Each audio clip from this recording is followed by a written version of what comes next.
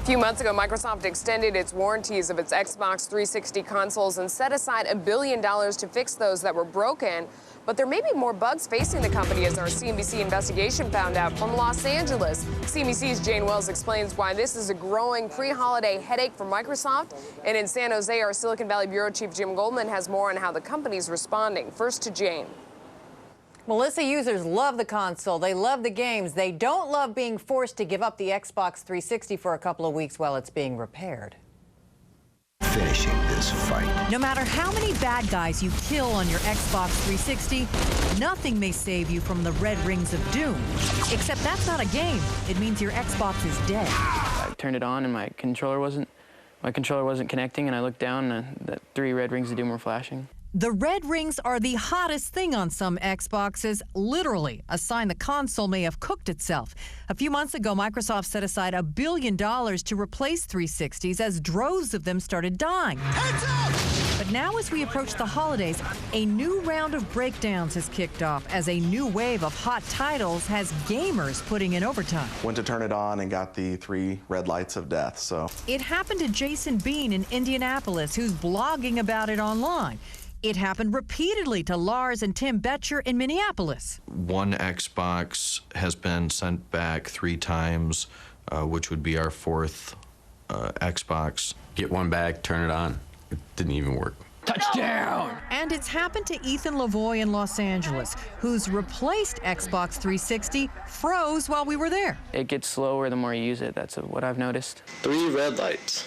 Microsoft has not revealed the cause of the problem, but it is the talk of the internet, and some users have posted self-help videos. You're gonna need some towels for this. One famous solution is called the towel trick. Wrap your red ring of doom Xbox in towels to heat it up, then let it cool down. Here we go.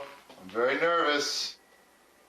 All right. The company won't say how many Xbox 360s have failed, but some retailers speculate it could be 30%. That would be 4 million consoles, worth more than the $1 billion set aside. But is it making anyone want to buy a PlayStation 3? No, I like the Xbox. I like the services. I like the games. I plan on sticking with it.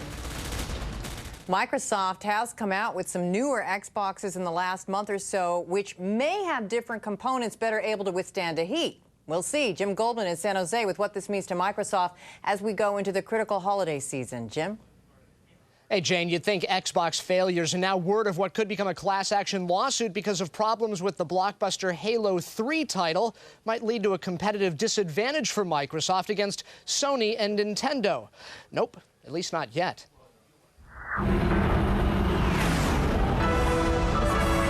In Halo 3, Master Chief is locked in a pitched battle to save the universe. Keep going. I got your back.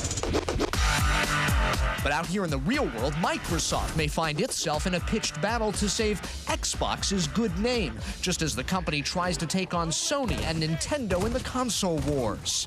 We have a number of consumers who have contacted us who have returned the game 3, 4, 5 times.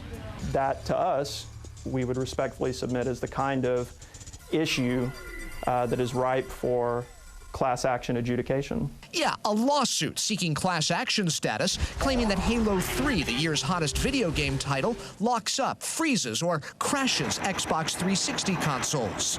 A big problem that comes just months after Microsoft set aside $1 billion to extend Xbox warranties because a system glitch led to widespread console failures. Certainly we're disappointed in the warranty situation and what we had to do there. That goes without saying. It wasn't enjoyable, but it was the right thing to do for the marketing and for reaching our customers. And despite these recent complaints and surging sales by Nintendo and Sony, Xbox is doing some surging of its own, selling 310,000 units last week. Still, Wall Street is watching the Xbox controversies closely. Well, it's obviously a concern because Xbox, although still not material to earnings, is pretty material to the multiple that Microsoft gets. And something Sony and Nintendo will be watching as well, wondering whether Xbox users will say game on or game over. Yeah, all 3 gaming platforms are seeing huge jumps in sales. Game on, not just for these console makers, at least so far, but the game publishers selling games for them. Melissa, back to you. All right, thanks so much.